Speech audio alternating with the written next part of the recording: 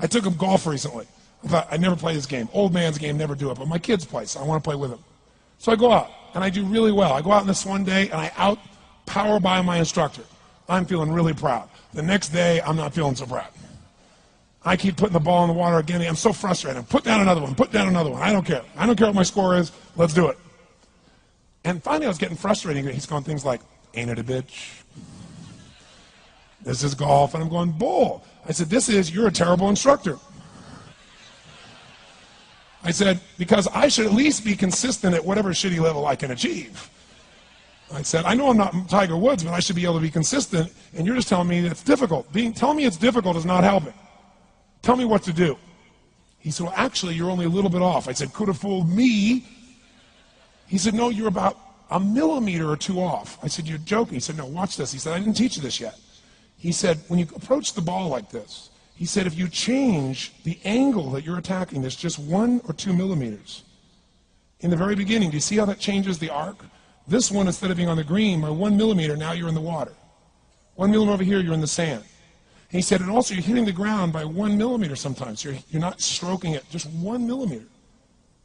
I thought, what a great belief system that when all hell's breaking loose and nothing's working, that you're only 1 millimeter off. Because most people think it's impossible, so they give up. Isn't that true? And in real life, it's true. So 2 days later, I'm going to see one of my clients. I do a lot of coaching, and I have a man who's the top plastic surgeon in the world. He's going through some tough times in aspects of his life. But this is a guy that gets paid by Sultan of Brunei $1 million to fly over and do 3 people's faces. He is the #1 plastic surgeon in the world. He can make anyone who's ugly look spectacularly beautiful. He showed me pictures of a woman who's 84 years old. He made her look 40 and gorgeous, no exaggeration.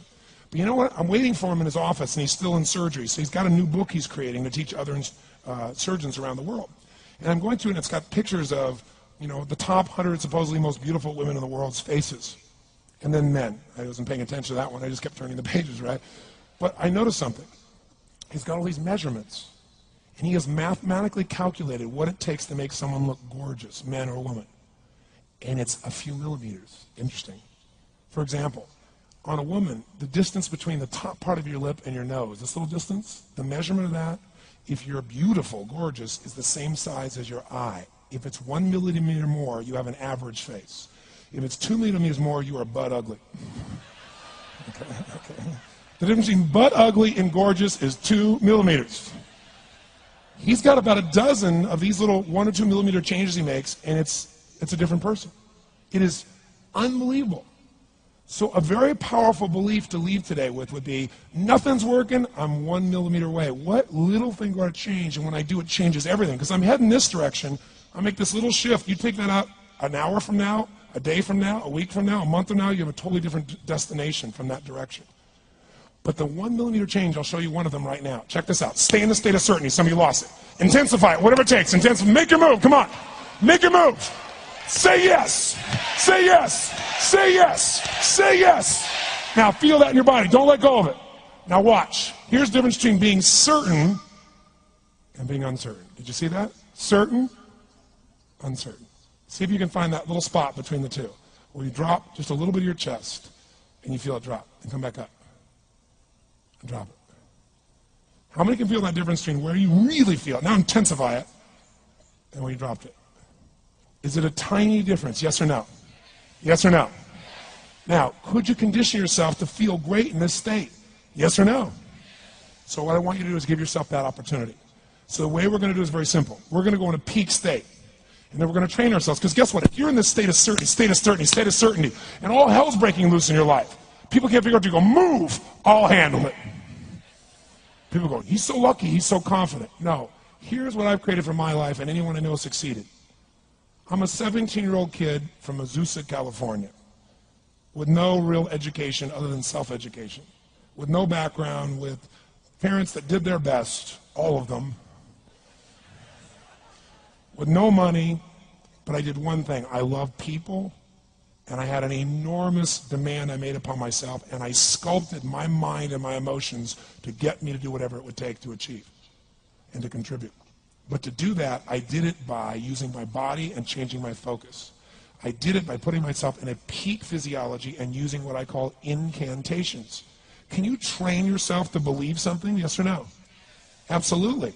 How many have ever made the fatal mistake of going to Disneyland or Disney World, and while you're there made the fatal mistake of going to a ride called It's a Small World After All? What happens for about a week after you're out of that damn place? You're still singing this thing in your head in 24 languages, right?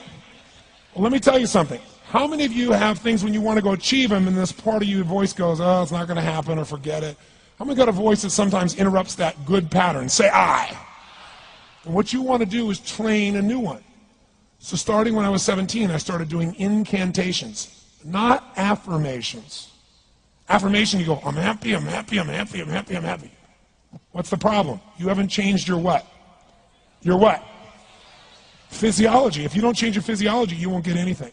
So an incantation is not only you speak it, but you embody what you're saying with all the intensity you can. And you do it with enough repetitions that it sticks in your head. Like It's a Small World, now the conversation in your head is always the same and it gives you what you want.